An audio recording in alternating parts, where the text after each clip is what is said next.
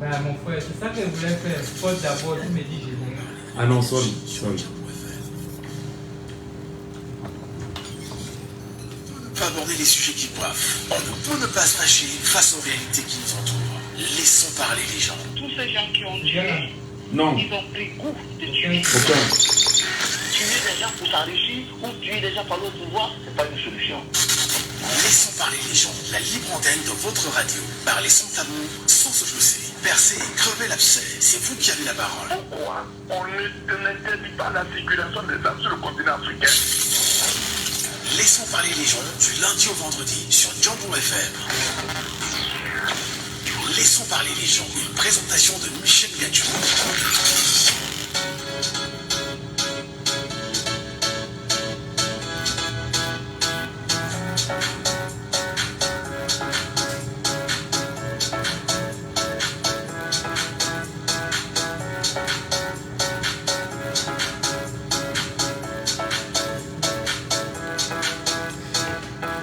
Bienvenue à tous, mesdames et messieurs, dans cette édition de Laissons parler les gens, une édition quand même particulière. Ce matin, et comme vous le savez, on a de très gros soucis avec la communication, avec nos combinés téléphoniques, et nous avons tout au moins l'obligation de vous entretenir le temps d'une émission et donner toutes les chances à notre partie technique de résoudre ces problèmes-là.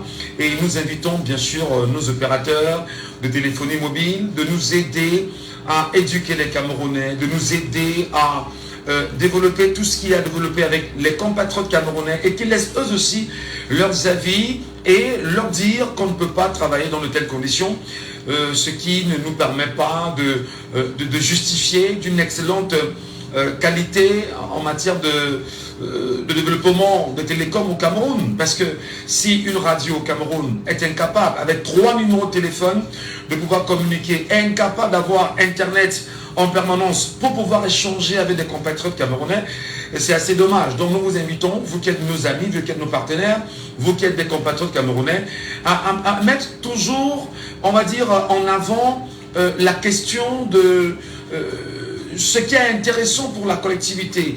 Il faut arrêter les individualismes. Une radio doit être dans ses missions d'information, dans ses missions d'éducation et dans ses missions de divertissement. Si nous ne sommes pas capables de travailler dans ces cadres-là, ça c'est compliqué pour nous. Mais cela ne nous empêchera pas de faire tout au moins montre de ce que nous avons en idée aux compatriotes camerounais. Et j'ai choisi, pour cette deuxième partie malheureusement,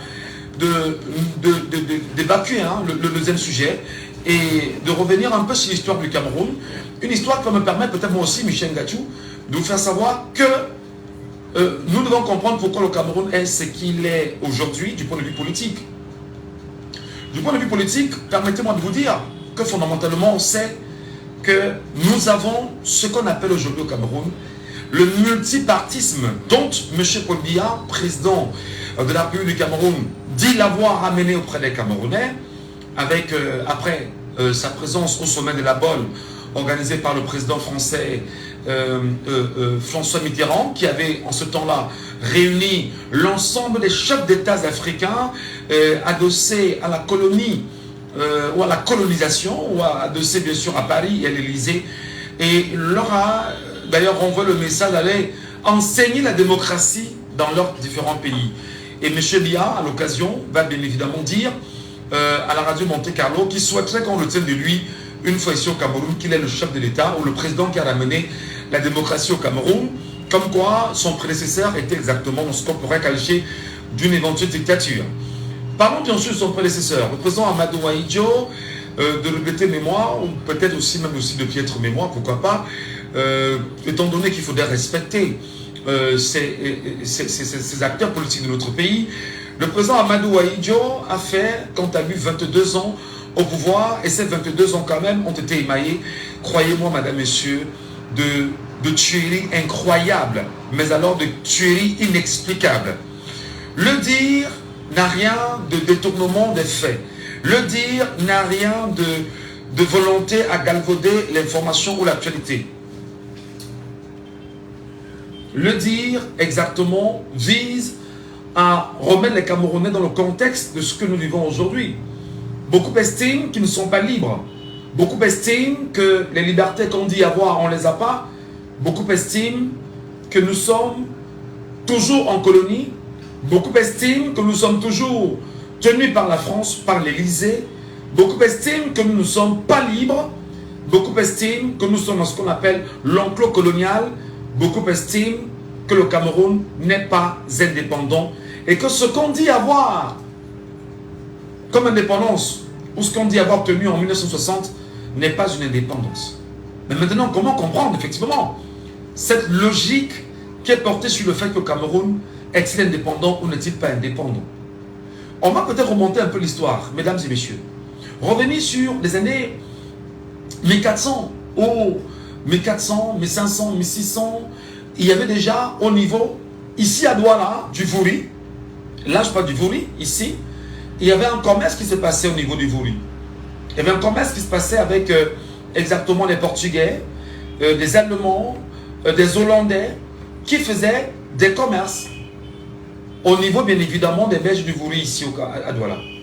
Et on faisait ce commerce avec les chefs locaux, notamment les chefs Aqua, les chefs Bell, les chefs d'Edo, vraiment tous ces chefs-là qui étaient autour de ce qu'on a qualifié la rivière du Vouri aujourd'hui. Je voudrais qu'on soit terre à terre là, parce que les enfants nous écoutent et il y en a qui sont déjà en congé et qui certainement écoutent la radio et il faudrait dire des choses très clairement pour qu'ils puissent tout au moins avoir une idée. On va peut-être éviter beaucoup les dates parce que les dates, on risque de se mêler beaucoup de pinceaux, mais donner quand même une suite logique de ce qui s'est passé. Donc les amis, il y a déjà un commerce qui se passe dans les années 1400, 1700, 1500, 1600, 1700 et bien avant sur les berges du Vouri. Parce que le Cameroun n'est pas né avec le fait que les Allemands aient pointé un drapeau sur le plateau Jos en 1884. Non, le Cameroun existait déjà avant 1884. Et il faut bien sûr le savoir. Donc les Hollandais, les Portugais, les Allemands, les Français, bref, les Espagnols faisaient bien sûr du commerce. Le commerce de l'ivoire, le commerce du bois, le commerce des métaux, le commerce des ça. Et qu'est-ce qu'ils apportaient bien sûr à nos chefs locaux, chers amis? Ils leur apportaient du vin, des miroirs, ils leur apportaient des fusils, ils leur apportaient des vêtements à ces chefs locaux-là, en ces temps-là. Souvenez-vous effectivement que au niveau de l'Europe, il y a ce qu'on appelait une volonté pour l'Allemagne, qu'on appelait à l'époque l'ancienne Prusse, d'étendre ce qu'on appelait son empire. Son empire, un peu comme si le Cameroun voudrait dire, bon d'accord, je vais étendre mes terres. Je vais prendre le Tchad, je vais prendre la Guinée équatoriale, je vais prendre le Gabon, je vais prendre la Centrafrique. Alors il y a une volonté effectivement allemande, dans les années 1800, qui a poussé l'Allemagne à être ce qu'on appelle, on va dire, une Allemagne puissante en matière d'armement, puissante en matière de guerre. Et l'Allemagne, effectivement, s'en est dotée, avec une technologie incroyable. L'armée allemande a donc choisi d'aller à la conquête de nouvelles terres. Lorsque l'armée allemande va conquérir des terres, souvenez-vous de la partie française, appelée l'Alsace-Lorraine.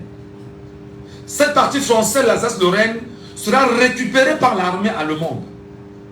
Les Français, qui disaient être très forts en ce temps-là, se rendront compte qu'ils sont faibles et que l'Allemand va étendre ses terres jusqu'au niveau de l'Alsace-Lorraine. Il va récupérer cette portion de terre française. Les Français, ne l'oubliez pas, sont des gens extrêmement rancuniers. Dans une rancune tenace contre l'Allemagne, ils savent qu'ils sont plus petits que l'Allemagne et que l'Allemagne est une puissance de fait incroyable. Ils ne savent pas quoi faire. À côté, il y a un pays qu'on appelle le Portugal, qui a ses richesses dues au fait que quelques commerces se fait sur le continent africain, sur le continent américain, etc. Ils n'ont pas une armée puissante. C'est ainsi que Otto von Bismarck, qui tenait bien évidemment cette armée-là, serait convié pour une rencontre avec les Portugais, les marchands portugais, qui vont lui dire, Otto von Bismarck, ça ne sert à rien de nous attaquer, nous, sur le continent européen. Il serait préférable que nous allions nous battre sur le terrain africain. Et sur le terrain africain, Il y a tellement de richesses en Afrique. C'est là-bas que nous devions aller nous battre, là-bas sur le continent africain. Et être plus en paix ici en Europe, aller puiser les richesses là-bas et venir enrichir nos banques ici en Europe, enrichir nos pays, les développer au mieux parce que notre sous-sol n'en a pas et nous en sommes dépourvus et nous sommes très pauvres. D'ailleurs, une chose qui va flatter l'ego d'Otto Bismarck, c'est ainsi effectivement, chers amis, que dans la quête des richesses du continent africain, pendant une année, de 1884 à 1885, et même bien avant, parce que les pourparlers ont commencé bien avant sur le continent européen, que ce qu'on a appelé en ce temps, l'ordre mondial de ce temps-là, va donc s'asseoir pendant un an. Conférence sur conférence, ce qu'on a baptisé la conférence de Berlin. Les conférences de Berlin, parce qu'il n'y en avait pas qu'une seule, il y en avait plusieurs, qui permettaient à ces acteurs européens de délimiter à travers une carte du continent africain les pourtours de ce que chacun voulait avoir. Ils vont nous s'arranger à avoir des émissaires sur le continent européen, africain, et c'est comme ça que vous comprendrez le rôle qu'aura joué l'Église catholique au Cameroun. Vous allez me permettre. Mais avant l'Église catholique, il y a des églises qui sont entrées au Cameroun. Pour le cas du Cameroun précisément, l'Église protestante baptiste est arrivée avec Alfred Sacker. Pour ceux qui sont à Douala, ils ne me le démentiront pas. On est dans une zone qui est beaucoup plus tenue par des protestants baptistes, parce que la première église à arriver ici était bien évidemment l'église protestante baptiste tenue par Alfred Sacker. Et il y a les John Merrick également qui sont arrivés. Et entre-temps, il y a même eu une église venant de la mission de Bald, qui se trouvait bien sûr au Cameroun, et même une mission américaine qui avait déjà pris corps au niveau de Douala, des assises, donc ce qu'on peut qualifier de littoral aujourd'hui. Écoutez-moi très bien, c'est très important ce qu'on vous raconte. On va progresser jusqu'en 1884 exactement, où ces églises sont déjà implémentées au fur et à mesure, tout doucement. Le colon a compris que pour pouvoir avoir ces pays africains, il faut y aller avec la religion. Et c'est pourquoi les Alfred Sacker, les John Merrick et tous ces pasteurs et prêtres blancs, souvenez-vous justement des discours de Léopold II de Belgique, ils sont envoyés sur le continent africain en mission parce qu'ils savent que sur le continent, ceux qu'ils qualifiaient à l'époque d'indigènes en savaient un peu plus en matière de guerre, en savaient un peu plus parce qu'ils savaient également se défendre. Et il fallait toucher les Africains et même les Camerounais que nous sommes par des données et une religion importée et imposée. Je ne vais pas revenir sur l'histoire de la République démocratique du Congo, ce qui a été fait pour pouvoir imposer la religion là-bas, et même ici au Cameroun, ce qui a été fait. Pour le cas du Cameroun précisément, les amis, c'est ainsi que le partage du continent africain de 1884 à 1885 fait exactement à Berlin contre les Africains, en absence des Africains, permettra à l'Allemagne d'arriver en premier sur le continent africain. Mais je rappelle qu'avant que l'Allemagne arrive, les chefs locaux Douala avaient déjà émis des correspondances à la reine d'Angleterre, lui demandant de venir gouverner le Cameroun. Je rappelle que le dit, c'est laissé croire que ce sont les chefs locaux Douala qui ont vendu le Cameroun, que non. Nos chefs locaux étaient ce qu'on pouvait qualifier de sous-éduqués, entre guillemets, sous-informés de la politique internationale, sous-informés de la diplomatie, et étaient entourés entre autres des marchands allemands qui étaient sur les berges du Vouri. On parle par exemple des entreprises de Warman qui étaient déjà là et qui avaient bien sûr des assises incroyables sur les berges du Vouri. Il n'y avait pas que ces chefs-là. Il y avait également les Anglais qui étaient là également. C'est ainsi donc que les Anglais voulant, sur le prisme bien sûr de la colonisation, rentrer sur le Cameroun et même dans l'arrière-pays, vont tenter par tous les voies et moyens d'avoir ce qu'on appelle au Cameroun dans leur poche les chefs locaux, à savoir les chefs Akwa, les chefs Bel, les chefs d'Edo et bon nombre de ces chefs locaux qui étaient au niveau du Douala. Ils vont donc s'asseoir, envoyer des missives à la reine d'Angleterre, demandant à la reine d'Angleterre de venir gouverner le Cameroun. Seulement, ces missives seront envoyées en Angleterre, et entre-temps, pendant que ces missives prennent leur cours, parce que vous savez qu'à l'époque c'était en bateau qu'on envoie des messages, c'est pas comme aujourd'hui, vous avez internet, vous avez des appels, etc. C'était en bateau, on écrivait sur des papiers, on envoyait, et puis la reine recevait et lisait ce qui s'était décidé très loin bien sûr l'Angleterre. Et c'est comme ça que la reine est favorable justement à la demande. Mais seulement, en même temps qu'ils l'ont fait, les Allemands qui étaient sur les berges du Vouré également ont posé les mêmes actes en réalité. Et ces mêmes actes posés ont été rapidement envoyés au chancelier allemand Otto von Bismarck. C'est ainsi que les Nachtigal vont prendre la route du Cameroun. En juillet 1884, le drapeau allemand va flotter sur le plateau Jos ici à Douala.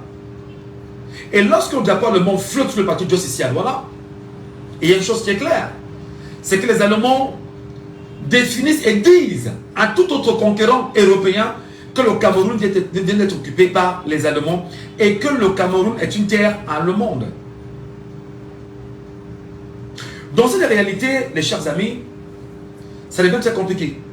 Parce que 2 jours après, il y aura donc une délégation venue de la Grande-Bretagne, mais ils vont arriver, malheureusement, ils ne pourront pas prendre le Cameroun avec les accords tenus par ces anciens chefs locaux. Voilà. Il y a ce qu'on a appelé le Toulet Council, pour ceux qui ont connu un peu l'histoire. Moi, je ne raconte que ce que je connais. Le Toulet Council.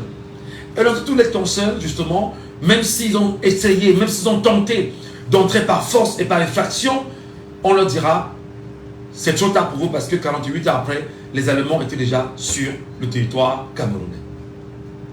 Ce sera difficile pour les Anglais parce que les accords tenus et des accords qu'ils ont eus au niveau de la conférence de Berlin, où ils se sont dit, battons-nous ici, nous ne battons pas sur le continent européen. Mais en même temps, ils se sont dit là-bas, mais ça ne servira à rien qu'on se batte devant les indigènes. Ils ne prennent pour des dieux, ils ne prennent pour des gens qui sont immortels. Ils ne croient comme nous. Et tout ce qu'on leur dit. Alors si nous nous battons devant ces indigènes, nous leur donnerons l'occasion justement de nous piétiner davantage. Et ça, ce sont des logiques qui sont dans ce qu'on appelle les ordres mondiaux. Entre-temps, l'Allemagne prendra donc le Cameroun.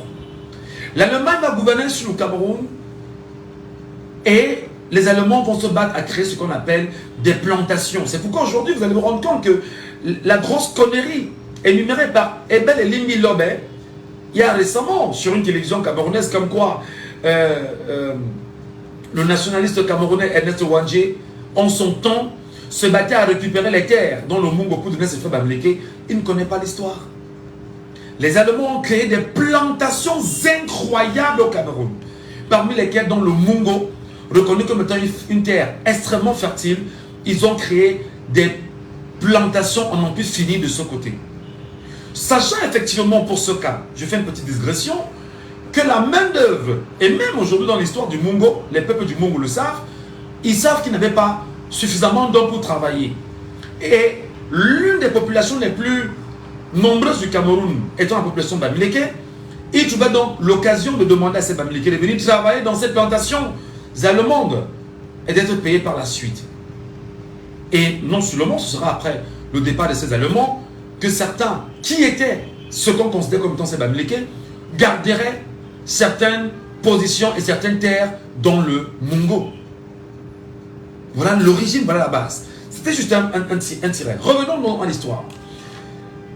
Les Allemands vont y rester jusqu'en 1918. Faites bien le décompte. Hein. De 1884 à 1918. Rappelons qu'avant 1918, ici à Douala, il y a eu une histoire assez exceptionnelle menée par Douala Mangabel, Rodolphe Douala Mangabel. Les Allemands se rendent compte qu'ils ne peuvent pas travailler seuls. Il faut absolument prendre des enfants locaux, les envoyer faire des écoles en Allemagne. C'est exactement dans cette logique-là que des gens comme Douala Mangabel vont bénéficier de l'accompagnement de l'Allemagne, de l'éducation, de l'instruction. Il va donc aller apprendre, bien évidemment, là-bas en Allemagne. Il n'est pas seul. Les charlatans, il y a un bon nombre de Camerounais qui sont allés étudier en Allemagne et sont revenus au Cameroun, gérer le Cameroun dans une administration camerounaise imposée par l'Allemagne. Et effectivement, Douala Mangabel revient et il connaît l'administration allemande du bout des ongles. Extrêmement intelligent. Il arrivera au Cameroun et il se rendra compte qu'il y a une affaire incroyable qu'on a fait à son peuple, les peuples Douala, les peuples Sawa, en fait, qui sont autour des berges du Vouri. Qu'est-ce que les Allemands vont faire? Les Allemands se rendent compte que les terres autour des berges du Vouri sont des terres extrêmement fertiles.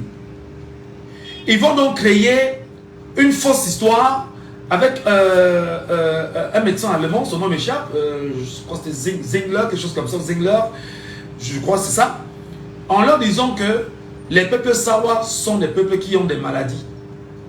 Et il faut bien sûr les sortir de là, les ramener dans un autre campement où on va mieux les placer et leur permettre naturellement de mieux les soigner.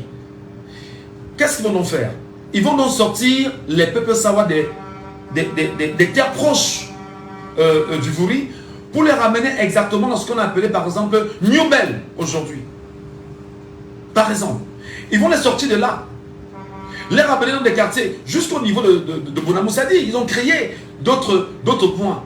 Alors ils ont occupé ce qu'on a appelé Bonanjo aujourd'hui et bon nombre de terres là-bas jusqu'au niveau du port de Douala. Alors les peuples Sawa vont se rendre compte de la supercherie allemande.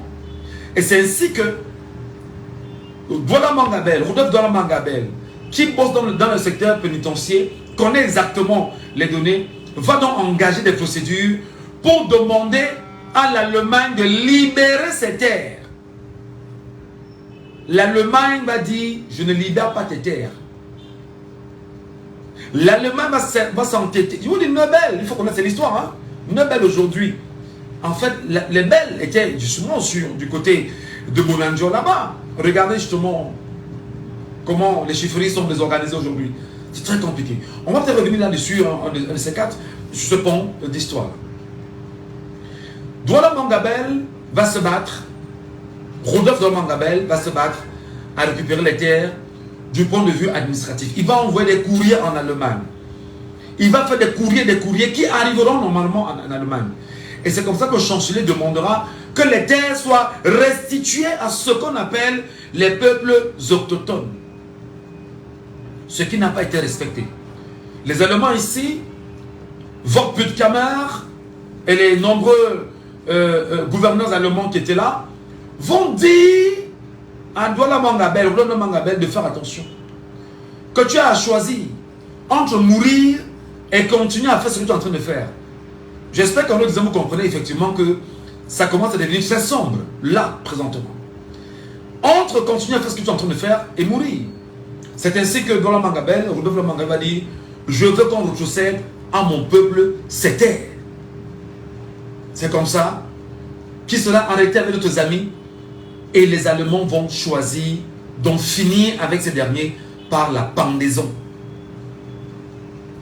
Cette pendaison, ou ces pendaisons, on en plus fini parce qu'il y en a eu plusieurs, va créer au sein bien évidemment des populations camerounaises, notamment pour ceux qui étaient à Douala, une sorte de peur incroyable.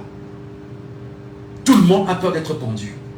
Et c'est comme ça exactement que l'Allemagne est entrée au Cameroun avec des outils de violence inouïs. Les armes à feu, les pendaisons, les tueries.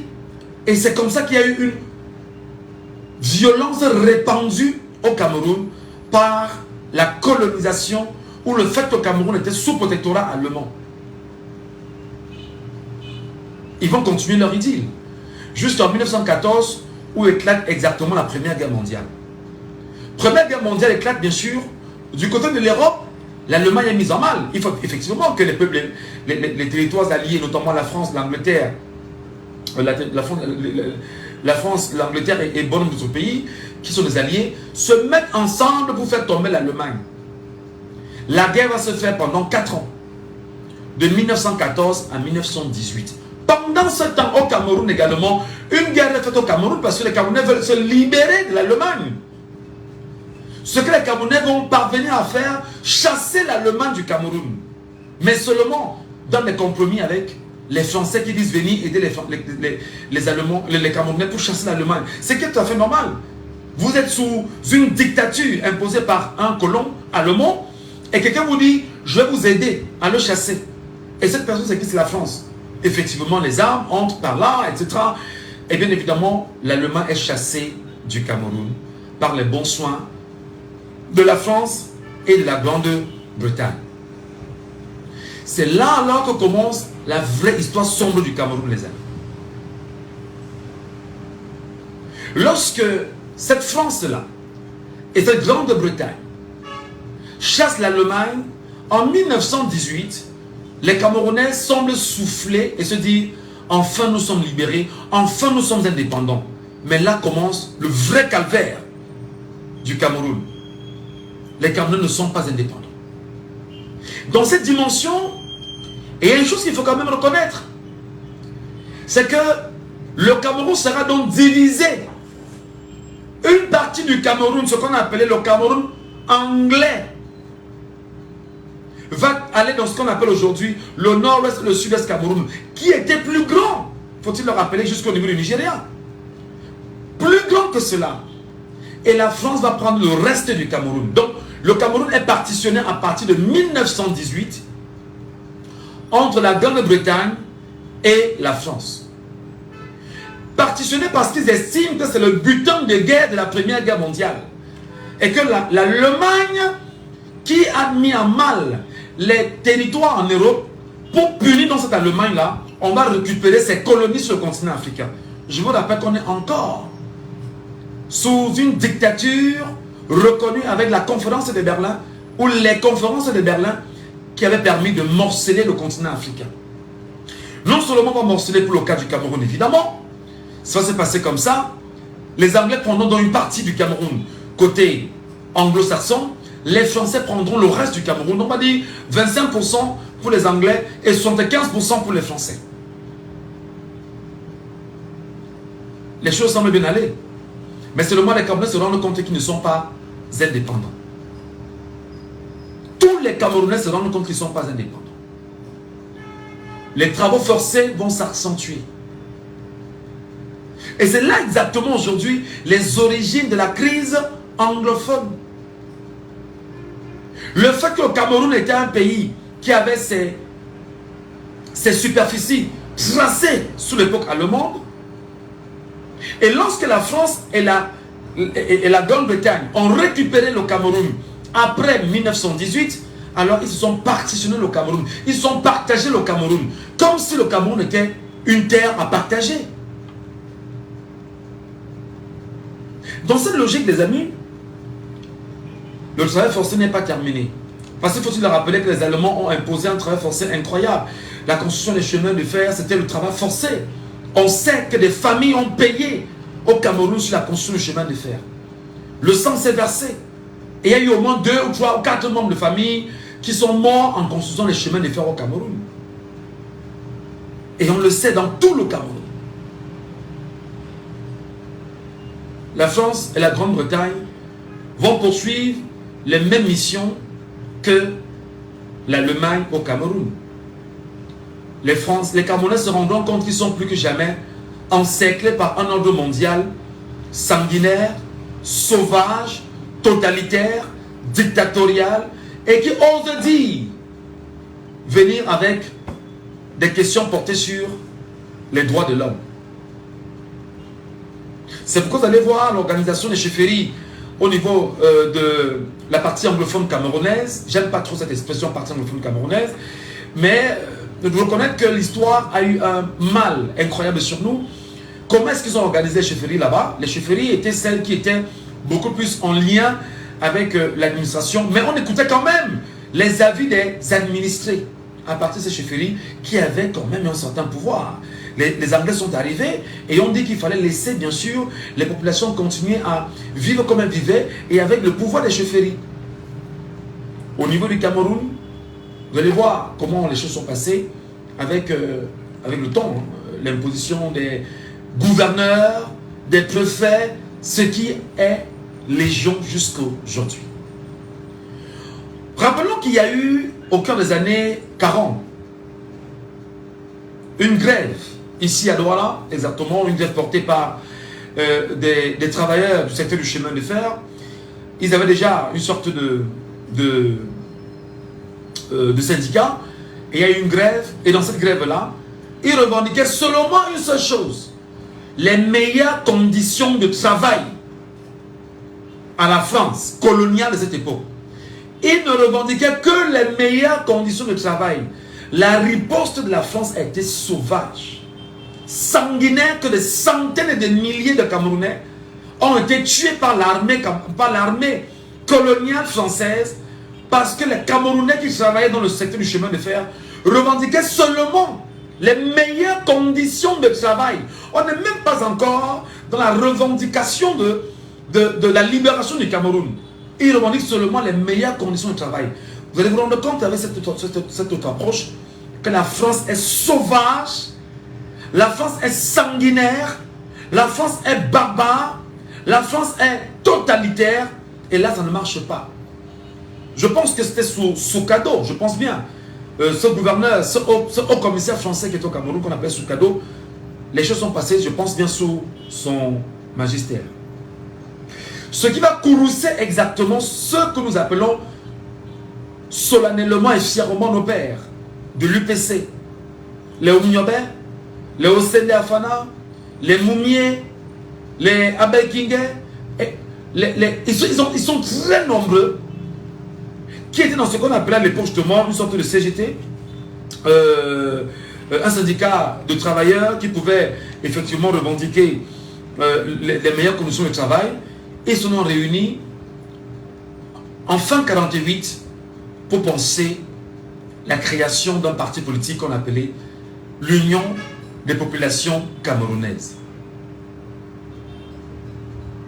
Vous allez voir que la main mise française sur le Cameroun est une main mise très sauvage. Peut-être, pour revenir un peu en arrière, il faut rappeler que l'Alsace-Lorraine, effectivement, après la Première Guerre mondiale, sera récupérée par la France. Parce qu'elle estimait, dans sa rancune tenace qu'elle avait avec l'Allemagne, elle va également récupérer l'Alsace-Lorraine. C'était juste une parenthèse. Revenons sur le cas du Cameroun. Les Camerounais sont choqués, outrés. Les Camerounais ne savent pas quoi faire pour se libérer de la France. La Deuxième Guerre mondiale éclate également au cœur des années 30.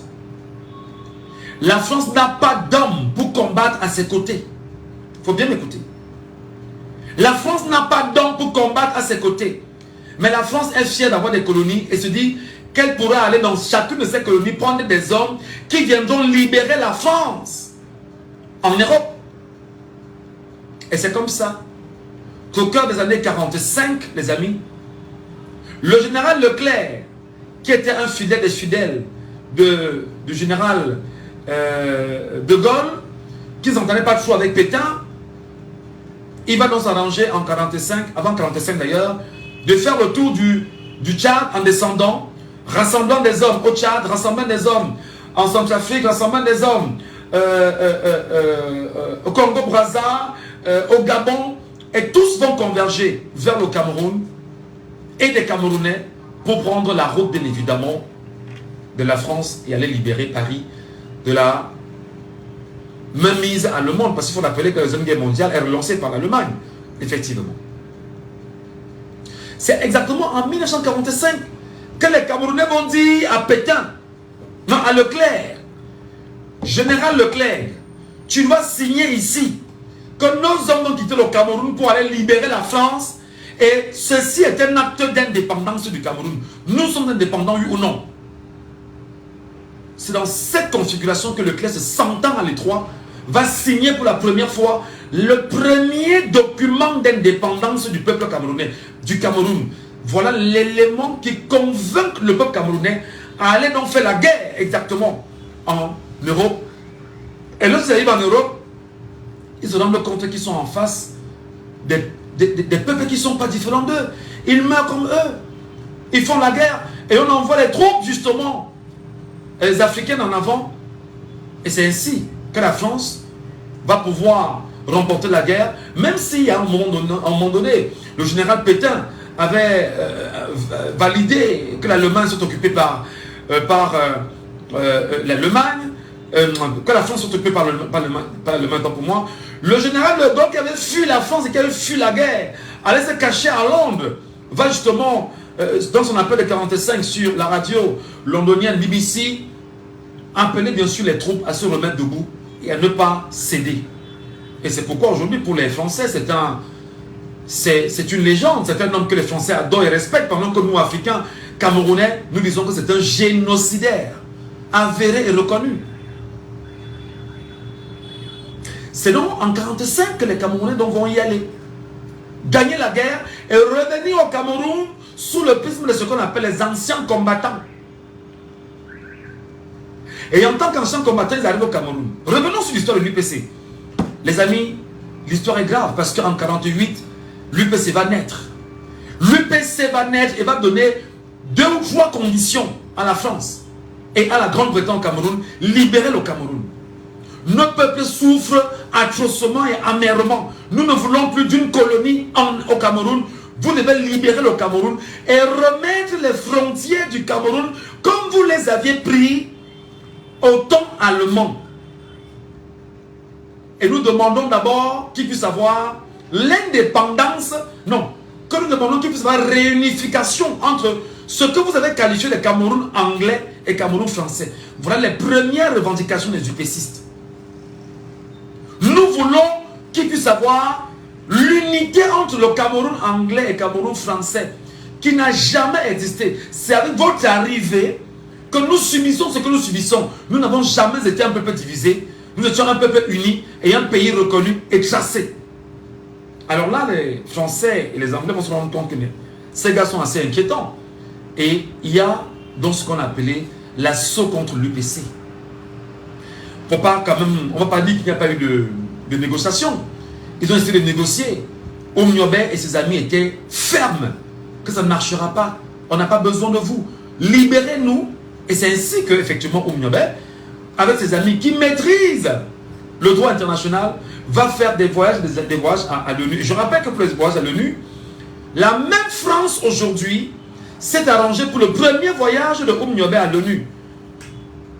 D'arriver à l'ONU en premier et de créer une chose qui est fondamentale. Vous savez qu'à cette époque-là, avec l'ONU, lorsqu'on disait que tu avais des tendances marxistes, c'est-à-dire que tu étais un peu proche de l'URSS, tout de suite, même si tu avais de très bonnes volontés à marcher dans le système onusien, tout de suite on te dira que ben non, tu n'es pas la bienvenue. Et voilà l'une des choses. Je rappelle en même temps que le premier voyage de Oumniobé, partant du Cameroun pour les Nations Unies, il a eu des bâtons dans les roues à tous les niveaux, jusqu'en France.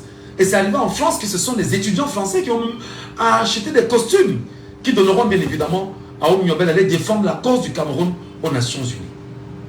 La France se rendra compte effectivement qu'elle est mise à l'étroit et qu'elle est mise en difficulté au Cameroun, y compris la Grande-Bretagne. Il faut trouver d'autres moyens. C'est ainsi qu'on envoie au Cameroun un homme qu'on appelle Roland Pré. Roland Pré va arriver au Cameroun, reconnu, on va l'appeler comme étant un économiste. Il viendra parce qu'il va redonner au Cameroun toutes ses lettres de noblesse du point de vue économique, etc. Pour séduire les Camerounais, les 7 fois au Camerounais que la France est bien fêtée au Cameroun. Appelez Oumniobé, les autres disent venez les gars qu'on négocie. Les gars vont dire niet. On n'a rien à faire avec vous. Ce que nous vous demandons, c'est de libérer le Cameroun et nous voulons notre indépendance. Nous voulons d'abord la réunification de notre pays et nous voulons l'indépendance de ce pays. Ils vont se battre autant qu'ils vont se battre. Roland Pré va se battre et n'arrivera pas à ses fins. En même temps, la France est en train de mener une guerre en Indochine. En même temps, la France est en train de mener une guerre en Algérie. Les Algériens sont en train de tuer les Français et les Algériens sont en train de se battre pour récupérer leur pays des mains de la France et tenir leur indépendance normalement. Le Cameroun fait la même chose ici. Les pères sont entrés au maquis parce qu'il faut rappeler qu'en 1955, l'UPC sera bien sûr suspendu par les Français au Cameroun. Et lorsqu'ils suspendent l'UPC, ils s'arrangent à faire savoir aux Camerounais que l'UPC est un parti de terroristes en réalité. Vous voyez les origines justement de ces termes-là. Parti terroriste, et ils vont l'amplifier, aller même dans des églises, dire qu'on lise des messes et qu'on lise des communiqués pour qualifier les UPCistes de terroristes au Cameroun. Nos pères vont entrer au maquis, dire qu'ils ne veulent pas de cela, ils veulent qu'on libère le Cameroun. Ils sont dans une armée de libération, les amis, croyez-moi, féroce. Autant ils tuaient les Français, et les Français étaient mal de ramener permanemment en France des corps de Français. Parce que l'opinion française commençait à dire, mais qui sont même ces Français qui meurent?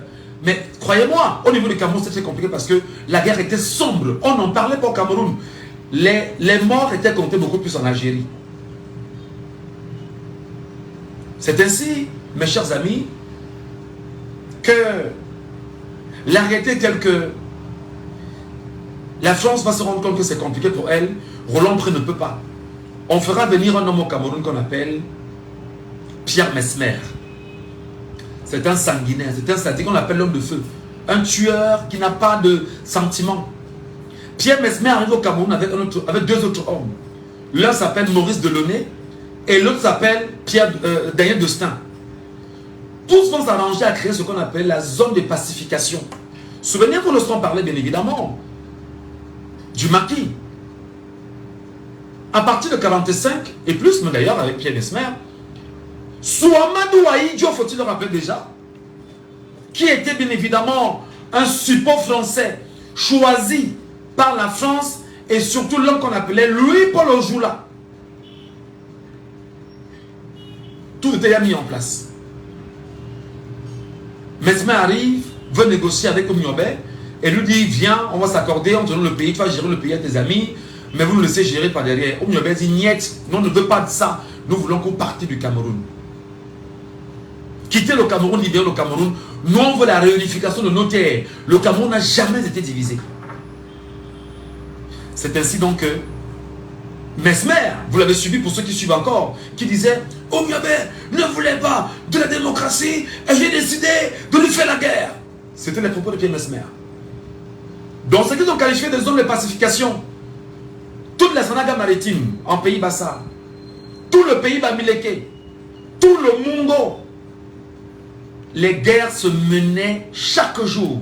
Et c'est ainsi donc que la France qui refuse aujourd'hui de reconnaître qu'elle a versé du napalm sur les pays Bamileke, qualifiant aujourd'hui, parce qu'eux, ils ne savaient pas ce que c'était à l'époque, ils disaient que c'était l'acide qu'on versait du ciel. La France l'a fait. Et il y a eu des centaines et des milliers de morts en pays Bamileke.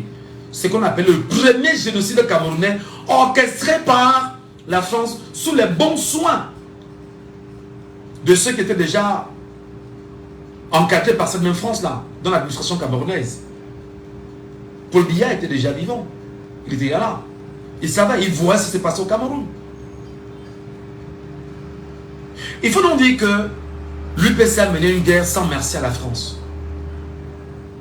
Jusqu'en 1960, où se sentant justement à l'étroit, la France est obligée d'amener Amadou Aïdjo à signer des accords, les 11 points, les 11 accords de l'indépendance, qui n'ont pas été validés par les Camerounais. C'est donc ce qui va pousser l'un des plus grands nationalistes de son temps, Ernest Ouandjé, à entrer donc en guerre contre la France et de former bien évidemment une armée. Et vous le savez, ce qu'il a fait dans le Mungo. On parle ici d'Ernest Ouandjé. Donc comprenons aujourd'hui, chers amis, que l'histoire, je vous donne seulement des bribes, parce que c'est tellement long, on peut passer la journée à ne parler que de ça. Et il est important que vous le sachiez que le Cameroun doit renaître. Si le Cameroun ne renaît pas, par les Camerounais eux-mêmes, qui prennent conscience du Cameroun, ce sera extrêmement difficile. Le Cameroun est toujours ensauvagé et tenu par une France coloniale. On est toujours dans l'enclos colonial. On n'est pas indépendant. Jamais. La preuve, en 43 ans de M. Paul Biya, pardon, et de 1960 à 2025, les mêmes accords, les mêmes 11 points de l'indépendance restent encore présents sur l'état du Cameroun aujourd'hui. Exemple, le français que je parle là est une langue imposée par la France. Le français que je parle là. Exemple, le franc CFA est imposé aux Camerounais. Exemple, l'armée coloniale doit être tenue, l'armée camerounaise doit être tenue par les officiers français. C'est encore le cas jusqu'aujourd'hui. Les marchés publics ont pour priorité les entreprises françaises. Exemple, le pont du Vouri. Il y a tellement de sujets. Et je pense qu'aujourd'hui, pour ceux qui ne comprennent pas pourquoi il faut avoir une vision avec le Cameroun, c'est pourquoi il faut parler d'une renaissance, c'est-à-dire qu'il faut rebâtir le Cameroun. Et on ne peut pas rebâtir le Cameroun si on n'a pas vidé le contentieux historique. Yes. Et pour vider le contentieux historique, il faut que le peuple camerounais lui-même se lève. Pense à son avenir. Qu'est-ce que lui veut comme héritage pour les générations à venir? Parce que nous n'avons hérité que guerre, sectarisme, division, tribalisme, corruption, gabégie et tout ce que notre génération a aujourd'hui. C'est pourquoi nous nous situons comme étant une génération qui ne veut pas trahir. Frantz Fanon le disait justement, chaque génération dans une relative opacité doit connaître sa mission, l'accomplir ou la trahir. Vous savez donc ce matin ceux qui ont trahi leur mission. Vous le savez à travers ce petit moment qu'il y a avec vous. Et vous savez ceux qui veulent absolument accomplir leur mission. Et ceux qui ont tenté d'accomplir leur mission et qui n'ont pas accompli. C'est dit justement pour le Camerounais, peuple du Cameroun. L'histoire là, voilà. Ce n'est qu'une bribe, les amis. Et je ne parle qu'avec ma petite posture de petit animateur, de petit journaliste. Parce qu'il y a mes aînés, mes pères, des érudits en histoire qui maîtrisent mieux. Et qui pourront vous dire mieux que moi. N'oubliez pas, je finis par là, l'esclave qui n'est pas capable d'assumer sa révolte ne mérite pas que l'on s'apitoie sur son sort. Cet esclave répondra seul de son malheur s'il se fait des illusions sur la condescendance suspecte d'un maître. Écoutez très bien, d'un maître qui prétend la franchir. Et c'est pourquoi Thomas Sankara dira que seule la lutte libère. C'était Laissons parler les gens, que vous pourrez réécouter en podcast Allô? sur notre page Facebook, Jean-Paul FM 91.